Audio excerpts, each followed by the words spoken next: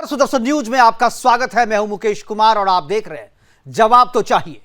जवाब तो चाहिए में आज हम बात करेंगे 1 से लेकर 215 तक के गिनती की। जी हां, यह गिनती दरअसल बिहार में जाति का कोड है। अब इसी कोड से बिहार में आपकी जाति की पहचान होगी। जो पहचान पहले सरनेम से होती थी वही पहचान अब कोड से होगी। मतलब यह कि तेजस्वी 165 का मतलब होगा तेजस्वी यादव। यदि किसी को अपनी राजपूत वाली पहचान बतानी है तो उसे अपना कोड 169 यानी 169 याद करना होगा। हर जातियों की पहचान को एक नंबर कोड दे दिया गया है। अब आपके मन में ये सवाल उठ रहे होंगे कि आखिर जातीय जनगणना के लिए कोड की आवश्यकता क्या है। दरअसल कोड से जातियों की संख्या को नियंत्रित किया गया है, उसे कम किया गया है। उपजातियों को उसकी एक मुख्य जाति में शामिल कर एक कोड दे दिया गया है। जैसे यादव के लिए 165 दिया गया है, लेकिन इस कोड के अंतर्गत केवल यादव ही नहीं बल्कि उनकी 7 उपजातियों को भी शामिल कर लिया गया है। बनिया के लिए 122 कोड दिया गया है, जिसमें उसके 29 उपजातियों को भी शामिल किया गया है। लेकिन यक्ष प्रश्न यह है कि आखिर इस जातीय गणना से देश और समाज को कोई फायदा भी होगा या इसका फायदा सिर्फ और सिर्फ जाति के आधार पर राजनीति करने वाले नेताओं और पार्टियों तक ही सीमित रह जाएगा। किसी जाति की संख्या कितनी है यह जानकर किसका फायदा होगा, और अभी तक यदि कोई इसे नहीं जानता था तो इससे किसका क्या नुकसान हो गया। दरअसल यह जातीय जनगणना नहीं बल्कि ओबीसी की गणना है, और मंडल कमंडल की राजनीति से सत्ता पर काबिज जेडीयू और आरजेडी फिर से उसी मंडल कमंडल के जिन को बोतल से बाहर कर जातीय वैमनस्य फैलाना चाहती है। केंद्र सरकार के मना करने के बाद बिहार सरकार अपने स्तर पर जातीय जनगणना करा तो रही है, लेकिन उसकी वैधानिकता के साथ साथ सामाजिक और राजनीतिक उपयोगिता दोनों पर सवाल भी खड़े हो रहे हैं। आजादी के बाद 1931 में पहली बार और आखिरी बार कहें तो जातीय जनगणना की गई थी। फिर 1951 से 2011 तक हुई जनगणना में केवल SC/ST वर्ग के ही लोगों की गिनती की गई थी। अब ओबीसी सहित दूसरी जातियों की गणना कर कुछ राजनीतिक पार्टियां अपनी सुविधा से कुछ जातियों को कमजोर और कुछ को मजबूत करना चाहती है। आज अपने प्रोग्राम में हम चर्चा करेंगे कि क्या जाति की गणना हिंदू पहचान को कमजोर करने की साजिश है। क्या जातीय जनगणना का उद्देश्य राजनीतिक है केवल? क्या जाति आधारित कल्याण योजना बनाने से समाज में जातीय बंटवारा नहीं होगा? क्या कल्याणकारी योजना की जाति बनानी जरूरी है? यदि किसी को किसी योजना के तहत लाभ देना है तो क्या उसका जात जानना जरूरी है? यह भी एक यक्ष प्रश्न है। और क्या जनता की जाति पूछे बिना सरकार उसका कल्याण नहीं कर सकती? क्या संविधान में कल्याणकारी राज की जो अवधारणा है वह इस जातीय जनगणना से कमजोर नहीं होगी?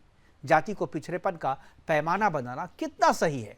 क्या यह पैमाना गरीब, कमजोर और समाज के आखिरी पायदान पर खड़े व्यक्ति के साथ अन्याय करना नहीं होगा?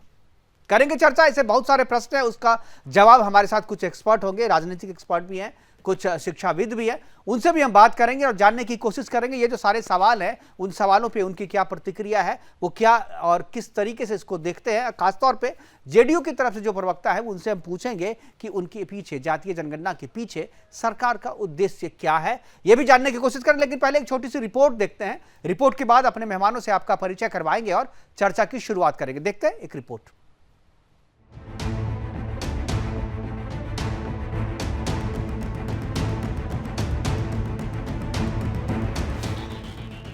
बिहार में जातीय जनगणना के लिए 214 जातियों की पहचान की गई है। बिहार सरकार ने सभी को एक खास कोड नंबर दिया है जो इसके दायरे से बाहर है। उनके लिए खास तौर पर कॉमन कोड 215 रखा गया है। नीतीश सरकार ने जो जातीय कोड जारी किए हैं उसमें ट्रांसजेंडरों को जाति बताकर 22 नंबर कोड दिया गया है। ट्रांसजेंडरों ने इसका विरोध करते हुए कहा है कि ट्रांसजेंडर एक लिंग है, न कि जाति।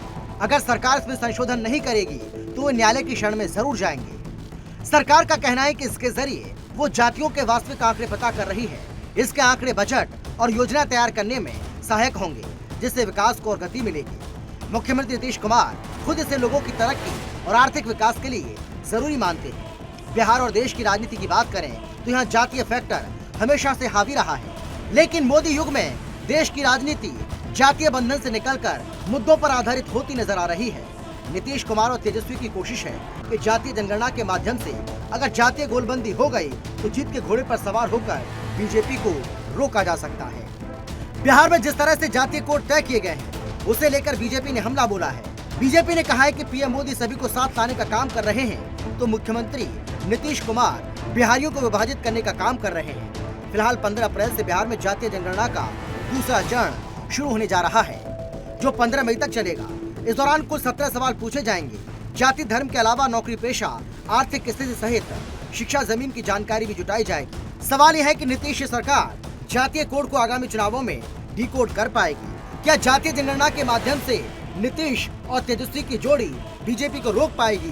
क्या नीतीश सरकार का ये कदम संगठित हिंदू समाज में विघटन पैदा करेगा?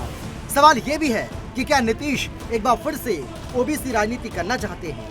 क्या फिर से बिहार में मंडल 2 लौट रहा है? Bureau report, Sudarshan news.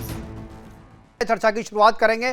तीनों मेहमान हमारे साथ जुड़ गए हैं। अखिलेश सिंह जी बीजेपी प्रवक्ता के तौर पे, परिमल कुमार जी जेडीयू महासचिव हैं सरकार की तरफ से, और डॉक्टर राजलक्ष्मी है, शिक्षाविद है।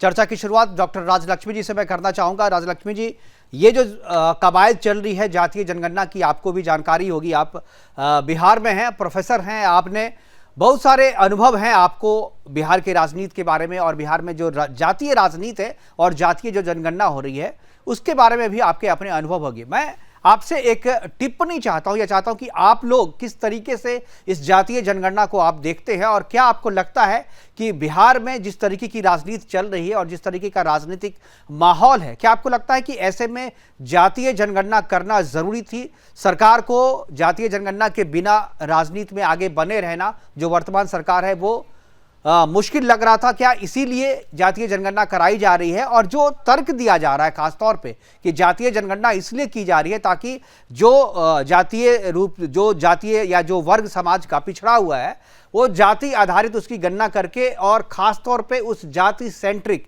यानी उस जाति को केंद्र में रख करके योजनाएं तैयार की जाए ताकि उनका कल्याण हो सके। क्या कल्याणकारी योजनाओं के लिए जाति का जानना जरूरी है?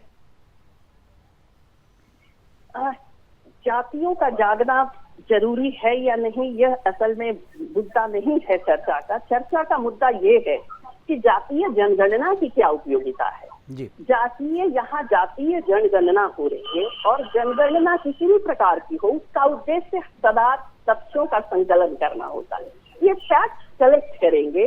ये एक वास्तविकता है कि हमारा समाज जातियों में बटा हुआ है, बिहार का भी और भारत का भी। जाति एक वास्तविकता है। जातीय जनगणना से जातीय आधार पर तथ्यों का संकलन होगा, और ये तथ्यों का संकलन काफी विस्तृत रूप से होगा। इससे नई जानकारी, आज के समय में ताजी जानकारी मिलेगी। ये होंगे सीधे तकनीकी परिणाम जातीय जनगणना के। अब जनसंख्या की एक बड़ी संख्या में, जनसंख्या की एक बड़े क्षेत्र में अगर उनके बारे में हमें आज की तारीख में ताजा तरीन वास्तविकता का ज्ञान होता है, सही फैक्ट पता चलते हैं, तो इससे सदा हमेशा ही सरकार को गवर्नेंस करने में, सरकारी कामकाज चलाने में सहूलियत होगी। हमारा देश एक प्रजातांत्रिक देश है, बिहार में भी एक प्रजातांत्रिक सरकार है, और प्रजातांत्रिक सरकार एक कल्याणकारी सरकार भी होती है। कल्याणकारी सरकार होने के नाते सरकार को समाज के प्रत्येक वर्ग के लोगों के लिए कल्याणकारी योजनाएं बनानी और उनको क्रियान्वयन करनी होती। अब कल्याणकारी योजनाएं बनाने और क्रियान्वयन करने के इस जितने सही तथ्य होंगे, जितने ताजा तथ्य होंगे, लेटेस्ट और एक्यूरेट डाटा होंगे, उतनी सहूलियत होगी सरकार को। योजनाएं उतनी परफेक्ट बनेंगी, उचित बनेंगी, और ठीक जिस जनसंख्या के जो वर्ग टारगेट है उस पर लक्ष्य होगा, और सही उनको लाभ पहुंचाने की संभव होगा। अब ये एक सैद्धांतिक स्थिति है। इस जानकारी का किस तरह से इस्तेमाल करते हैं, सरकार किस तरह से करते हैं, राजनीतिक दल किस प्रकार से करते हैं, ये उनकी राजनीतिक मनोवृत्तियों का। राजलक्ष्मी जी, मेरा एक सवाल है आपसे। आपने कहा कि जितनी जानकारी अपडेटेड होगी, जितनी एक्यूरेसी होगी उसमें, उतनी अच्छे तरीके से जो है कल्याणकारी योजनाओं का इम्प्लीमेंटेशन जो है वो होगा। आप यही कह रही है ना? जी, बनाई भी जा सकती है। मेरा आपसे सवाल है कि एक्यूरेसी पे मैं आप बिल्कुल सहमत हूं, एक्यूरेसी होनी चाहिए, अपडेटेड आंकड़े भी होनी चाहिए, लेकिन वो आंकड़े किस चीज के होनी चाहिए? क्या आपको लगता है कि इस पे डिपेंड करता है कल किसी भी योजना का सफल होना या असफल होना, या कल्याणकारी योजना का चलना, जनता का उसमें लाभ होना या हानि होना? क्या उसके किस तथ्य की जानकारी आप इकट्ठा कर रहे हैं? अगर मान लीजिए आप किसी की जात की जानकारी इकट्ठा कर रहे हैं तो उससे कल्याणकारी योजनाओं को बनाने में, चलाने में या लाभ देने में क्या फर्क पड़ेगा? एक्यूरेसी में क्या फर्क पड़ेगा, ये जानना चाहता हूं मैं। जब जानकारी एकत्रित करेंगे तो उसमें निश्चित रूप से उस जनसंख्या के उस वर्ग के सामाजिक आर्थिक परिस्थितियों के बारे में जानकारी हासिल करेंगे। इसके सिवा दूसरा कोई स्कोप, कोई क्षेत्र होता नहीं। जो भी जानकारी उनसे लेंगे या तो वो उनकी सामाजिक स्थिति के बारे में होगा या उनकी आर्थिक स्थिति के बारे में होगा, और इन दोनों ही प्रकार के तथ्यों की जरूरत है उचित प्लानिंग करने में, प्लानिंग के फॉर्मेशन में और प्लानिंग के इम्प्लीमेंटेशन या एग्जीक्यूशन। इसलिए वो किस प्रकार के आंकड़े इकट्ठे कर रहे हैं, यानी जब ये पॉपुलेशन सेंसस या कास्ट सेंसस का जब बनाया गया होगा, उसका जब फॉर्मेट बनाया गया, उसमें जितने भी प्रश्न पूछे जा रहे हैं वो सामाजिक या आर्थिक स्थिति को उनपे ही परिलक्षित कर रहे हैं, और इससे निश्चित रूप से बनाने और उसके एग्जीक्यूशन दोनों में ही सहूलियत होगी। अब इस जानकारी का इस्तेमाल करना निश्चित रूप से उनकी मनोवृत्ति पर बिल्कुल आप ठीक कह रहे हैं कि इस्तेमाल किस तरीके से होगा। बिल्कुल आप सही कह रहे हैं कि इस्तेमाल किस तरीके से होगा, इस पे बहुत सारी चीजें डिपेंड करती हैं। लेकिन मुझे लगता है कि अगर 17 में से 16 प्रश्न ही रहते, एक जो प्रश्न है जो कि जाति का, अगर वो हटा भी देते तो मुझे नहीं लगता है कि कुछ इसमें कोई फर्क पड़ने वाला था।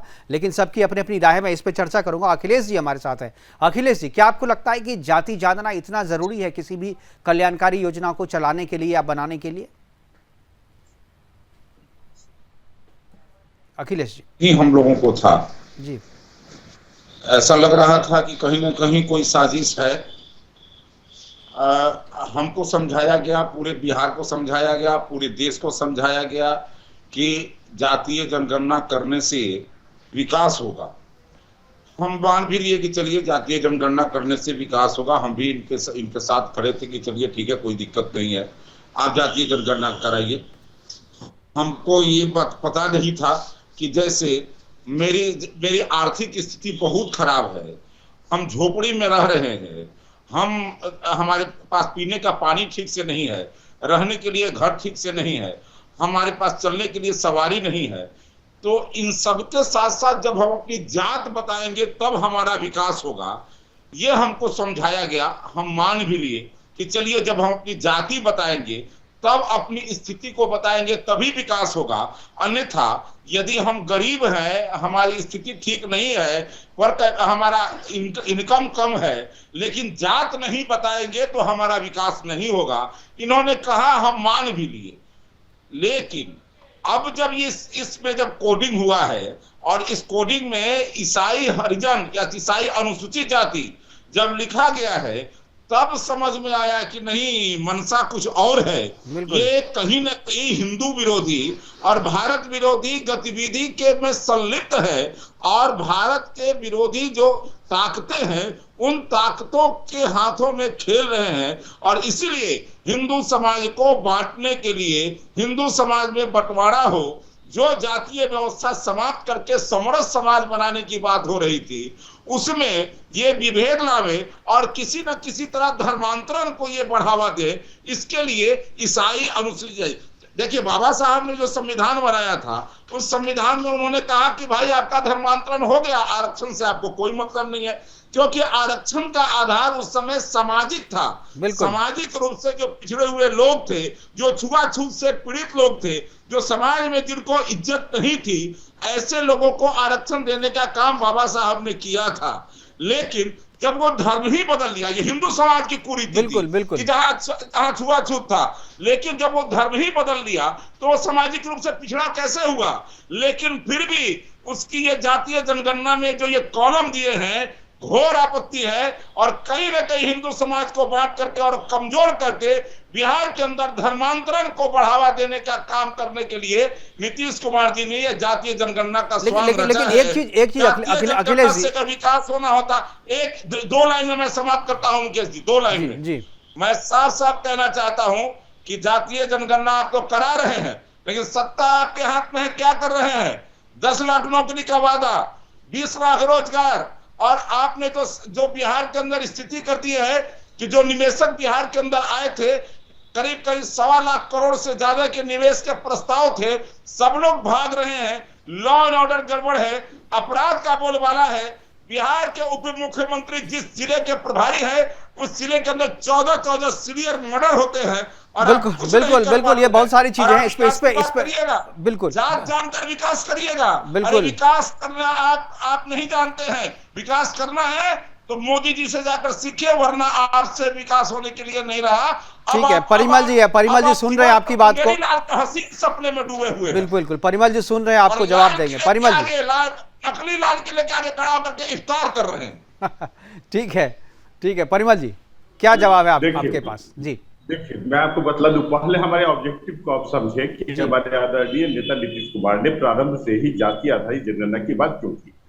देखिए, आर्टिकल 38 भारत को लोक कल्याणकारी राष्ट्र के रूप में स्थापित करता है, और हमारे संविधान में भी socio economic and political justice की बात की गई है, equality of status and opportunity की बात की गई है। साथ में ये भी है कि हम जात के आधार पे, जात धर्म और लिंग के आधार पे कोई भेद नहीं करेंगे, ये भी तो प्रेम्बल में है। आप यदि डिबेट करवाते हैं तो इसको इंटेलेक्चुअल डिबेट करवाएं, और आप बिल्कुल आप बोलिए। ठीक है, मैं प्रेम्बल की नहीं, आप प्रस्तावना की बात कर रहे थे, तो मैंने प्रस्तावना की दूसरी बातें बताई आपको। हमारी पार्टी संविधान में आस्था रखने वाली पार्टी है, और हमारे आदरणीय नेता संविधान के प्रावधानों के अनुरूप ही कोई बात करते हैं। मैं स्पष्ट कर दूं, देखिए, एक स्पष्ट है कि जहां तक बीजेपी जातीय आधारित जनगणना का विरोध कर रही है, तो मैं आपको बतला दूं कि जैसे लेट मी कंप्लीट ना, राइट। जातीय आधारित जनगणना क्यों आवश्यक है, राइट। तो देखिए, यदि सोशल इक्वलिटी की बात करें, या जो डिस्ट्रीब्यूटिव जस्टिस सिस्टम जो ऑब्जेक्टिव है हमारे कॉन्स्टिट्यूशन का, उसका इम्प्लीमेंटेशन कैसे होगा, तो किसी भी समाज के विकास के लिए प्लानिंग की आवश्यकता होती है ना, नियोजित विकास की आवश्यकता होती है। और प्लानिंग का फर्स्ट स्टेप होता है to assess the available human and physical resources and to ensure its better utilisation and management, right. जब तक आप मानव संसाधन का आकलन कैसे करेंगे, तो इसके लिए एकमात्र उपाय है कि सेंसस के द्वारा आप आकलन करेंगे, राइट। साथ ही साथ मान लीजिए कि जैसे जहां तक जाति आधार, उसके आधार पर हमको पता चलेगा कि कितनी हमारी जनसंख्या है, पॉपुलेशन ग्रोथ में क्या है, किस जाति में क्या पॉपुलेशन ग्रोथ है, किस जाति में महिलाओं की स्थिति कैसी है। मैं आपको बता दूं कि जाति आधारित जनगणना क्यों आवश्यक थी।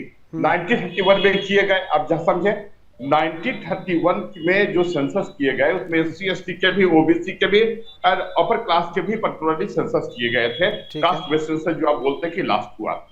अभी उस समय देखिए, भारत की जनसंख्या 27 से 28 करोड़ थी, अभी भारत की जनसंख्या 130 करोड़ से ज्यादा है। तो इसका मतलब है कि यदि केंद्र सरकार कोई योजनाएं बना रही है, तो मात्र वो 27-28 करोड़ के लोगों को ध्यान में रखकर बना रही है। ये रिमेनिंग जो नहीं, ये गलत विश्लेषण है आपका। परिमल जी, गलत विश्लेषण मत कीजिए आप। नहीं, गलत विश्लेषण के आधार पर मत कीजिए ना। अब 1931 के आधार पर योजनाएं नहीं बन रही है, और आपको जनगणना से किसी को आपत्ति नहीं है, जनगणना से आपत्ति नहीं है, कास्ट सेंसस से है। कास्ट सेंसस से मैं डिस्कशन कास्ट सेंसस पे हो रहा है, आप सेंसस पे मत ले जाइए ना उसे।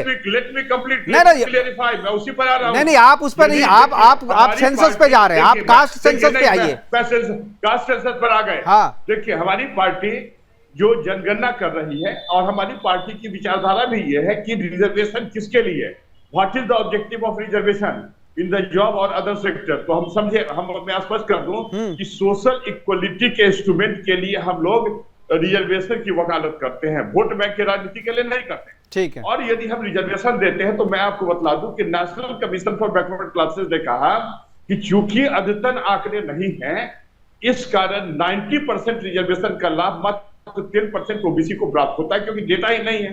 फिर आप देखिए, है ना, कि जैसे अब आप परिमल जी केवल आप ही ने केवल नहीं पढ़ा है, अब आधी अधूरी बात कर रहे हैं, आप आधी अधूरी बात कर रहे हैं। माइनॉरिटी के विकास के लिए जो सचेत कमीशन का गठन हुआ, हाँ। है ना, उसने भी अद्यतन आंकड़े के का रोना रोया।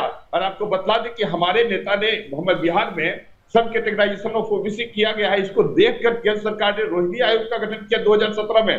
और आपको बतला दें कि रोहिणी आयोग ने भी कहा कि जब तक हमारे पास आंकड़े हैं नहीं है, मैं इस सब कैटेगराइजेशन कैसे कर सकता हूं। फिर आप देखिए, जब सुप्रीम कोर्ट में रिजर्वेशन के संदर्भ में जो इंदिरा सहनी केस में जो विवाद हुआ और बाद में नागराजन केस में जो विवाद हुए, तो सुप्रीम कोर्ट ने स्पष्ट कहा कि जब आंकड़े ही नहीं है तो रिजर्वेशन किस तरह प्रभावी रूप से लागू किए जा सकते हैं। तो आप निश्चिंत रहे, देखिए हमारे नेता आदरणीय नीतीश कुमार प्रारंभ से ही इस कारण केंद्र सरकार से जातीय आधारित जनगणना की मांग करते आते थे। ठीक है, आप बोले संवैधानिक कारण है।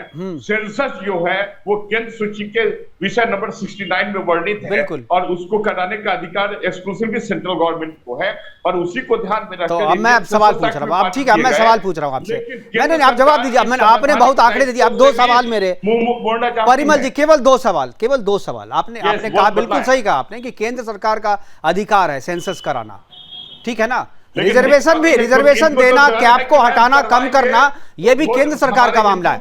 आप सुन तो लीजिए ना परिमल जी सुन तो लीजिए, सवाल तो सुनिए।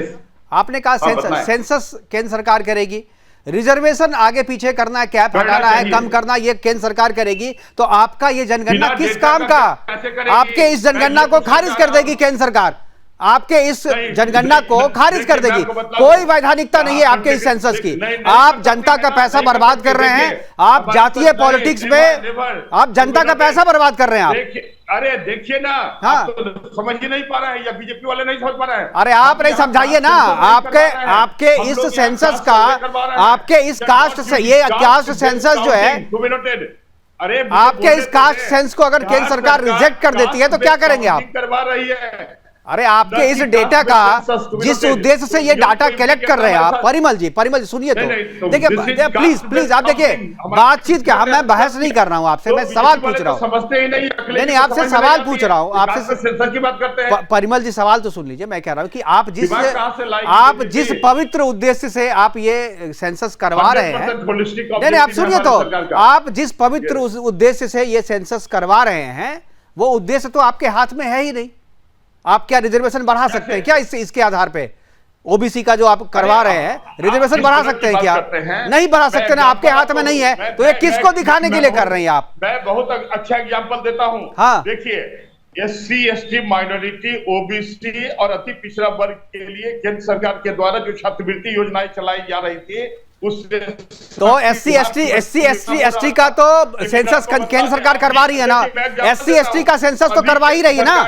अरे एससी एसटी का सेंसस तो हो ही रहा है ना, ओबीसी का सेंसस नहीं हो रहा है। 8वीं क्लास तक के छात्रवृत्ति योजना, हाँ तो वो हो रहा है, उसका सेंसस हो रहा है, उसका सेंसस हो रहा है ना। हर एक सेंसस में एससी एसटी की गणना होती है। आप जनता को गलत जानकारी ना दे आप। नहीं आप लोग जातीय, आप क्यों कर रहे हैं मैं बताता हूं आप क्यों कर रहे हैं।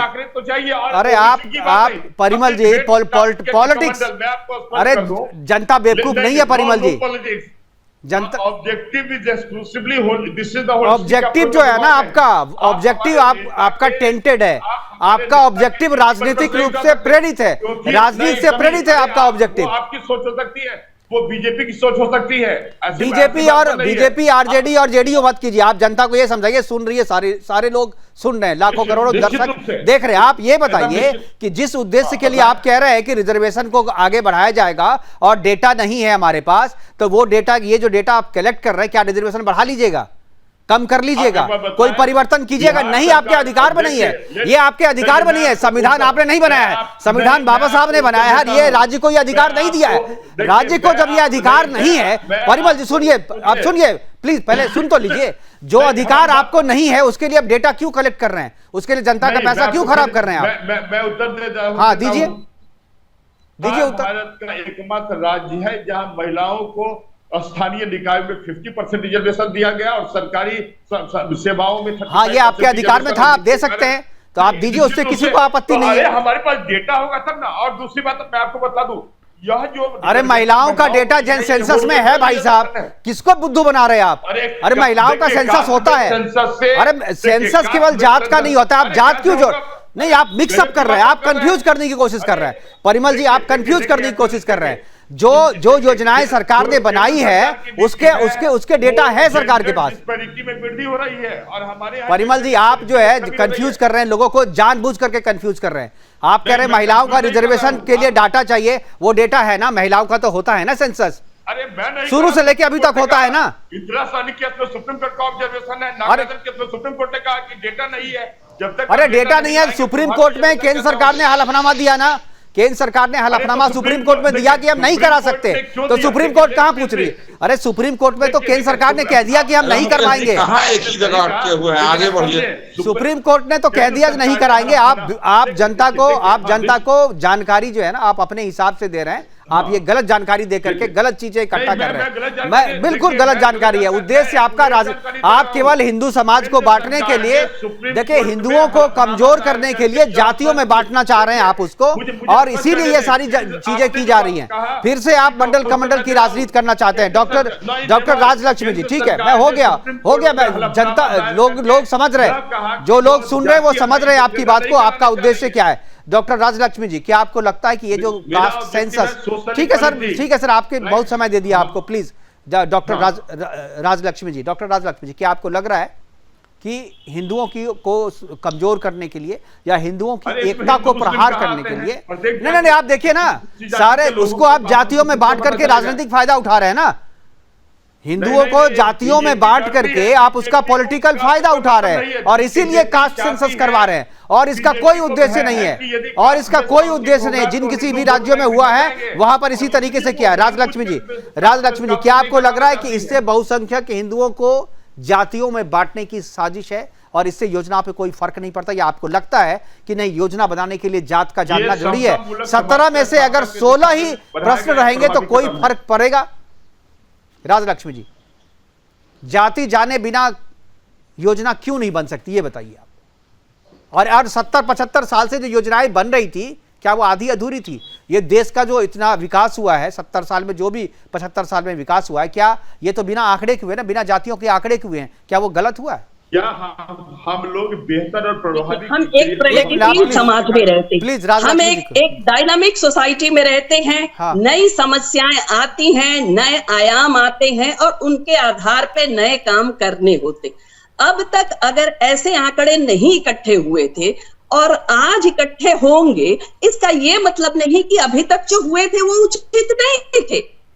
ये एक नया आयाम है। जातीय जनगणना के आधार पे कोई नई जानकारी मिलेगी, वो तो जब आंकड़े आएंगे तभी पता चल पाएगा कि इन आंकड़ों की वास्तविक उपयोगिता क्या हो सकती है। मेरा एक सवाल है, जातीय जानकारी जहां तक नहीं, आप मुझे मेरी बात पूरी करने दीजिए कृपया। आपने कहा कि क्या ये बहुसंख्यक हिंदू समाज को जातियों में बांटेगा, तो ये हिंदू समाज में जाति या अखिल भारतीय स्तर पर जाति व्यवस्था है, इसको स्वीकार किया जा चुका है। आज की तारीख में जातीय आधार पर शैक्षणिक संस्थाओं में, सरकारी नौकरियों में हर जगह आरक्षण है, ये हम सभी जानते हैं। नहीं, जाति के आधार पर नहीं, जाति के आधार, यही कंफ्यूजन है। देखिए बहुत ही सूक्ष्म रेखा है, एक पतली रेखा है। आपने डॉक्टर राजलक्ष्मी जी, रिजर्वेशन जात के आधार पे नहीं है, वर्ग के आधार पे है। आप कंफ्यूज कर रही हैं लोगों को, वर्ग के आधार पे है ना, वर्ग के आधार पे रहने दीजिए। ओबीसी वर्ग है, एससी वर्ग है, एसटी वर्ग है, नहीं तो जात के आधार पे नहीं है ना। कि ऐसा है कि वो जो ओबीसी वर्ग है उसमें विभिन्न जातियों का वही है ना, तो वर्ग है ना, वही कंफ्यूजन है, समूह है।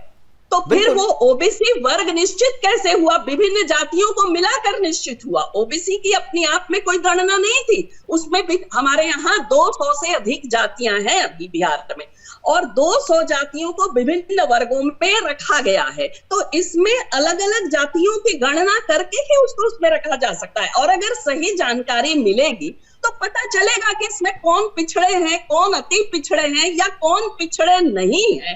और जब जो पिछड़े नहीं है उनमें जात जान करके कैसे पता कर लीजिएगा कोई पिछड़ा है कि नहीं पिछड़ा, जरा बताइए मुझे। केवल जाति को नहीं पूछेंगे, उसके साथ उसकी सामाजिक आर्थिक स्थिति, तो वही पूछ लीजिए ना, जात बिना पूछे भी कर सकते हैं ना वो। जैसे आर्थिक और सामाजिक आंकड़े आप ले रहे हैं, आप लेते रहिए ना, उसमें कौन रोका है? हमें समानता स्थापित करनी है। समानता स्थापित कर रहे हैं कि आप असमानता पैदा कर रहे हैं? आप समानता कहाँ स्थापित कर रहे हैं? आप तो असमानता कर रहे हैं। अगर जातीय, अगर पहले से ही समानता होती तब यह असमानता क्रिएट करता, लेकिन हमारे यहाँ पहले से ही समानता नहीं है, ये माना जा चुका है, एक एस्टैब्लिश्ड तो समानता नहीं है तो आप खाई को और चौड़ा, खाई को चौड़ी करेंगे आप या उसको भरने की कोशिश करेंगे आप?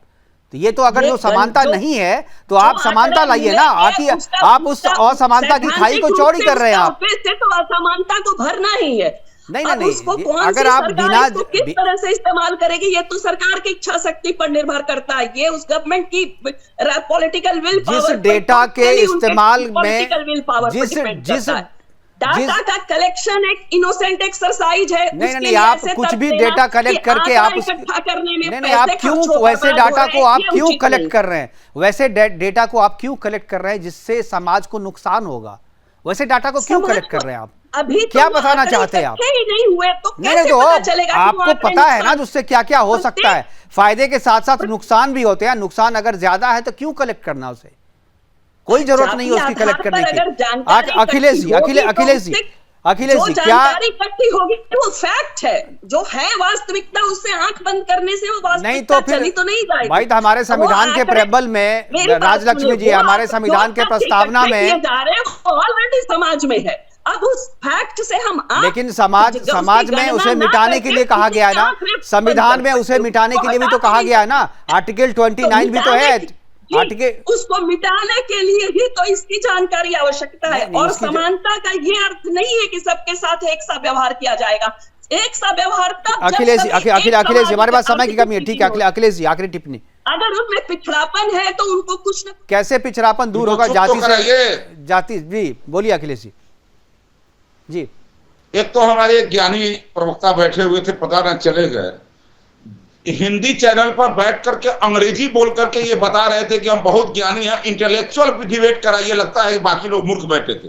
उनको आगे से यह बताइएगा इन शब्दों का इस्तेमाल नहीं करें। दूसरी बात, हमारी एक्सपर्ट के रूप में बैठी हुई है राजलक्ष्मी, जिनकी लॉयल्टी किसी के प्रति होगी, मुझे उससे कोई लेना देना नहीं है।